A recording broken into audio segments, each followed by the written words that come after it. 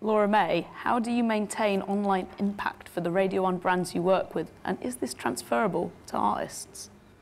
Yeah, I think it is. I think the same general rules go for most things when it comes to building your brand and maintaining impact. I think consistency is really, really important. One thing I've noticed that's increasing over the last year or so is that people that consume content online like regularity, and they like to know what's happening and when. So people that make a lot of money out of YouTube, we've got 2 new DJs on Radio 1 that we started working with 2 years ago called Amazing Phil and Dan Is Not On Fire, and they're kind of unknown in the world, but on YouTube they are phenomenally famous and they are minted because of YouTube. And what they do is they upload a video each week at a set time, or they let their audience know what's happening and when, and you create an appetite. And I think if people are kind of craving whatever you're putting out, then they will wait for it.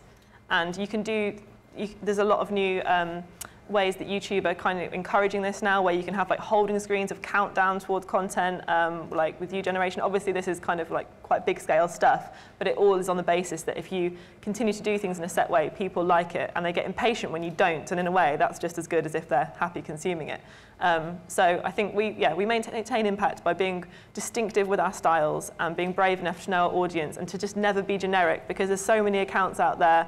I mean, how many Twitter accounts are there in the world? Like a gazillion, and most of them are rubbish. And it's sad but true. And most brand accounts are rubbish, and they talk to everybody like they're the same.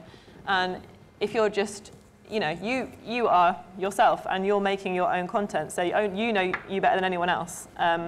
That sounds really cliche and like, ding, but that is true, it's true. So just talk about what you like and just make sure you're making conversation with people. It's useless putting out things and expecting people to do the work for you. You have to you have to be at a one direction level before people will just take it and run without you doing anything. You need to react to people, you need to talk to them in real time, not just when you have time.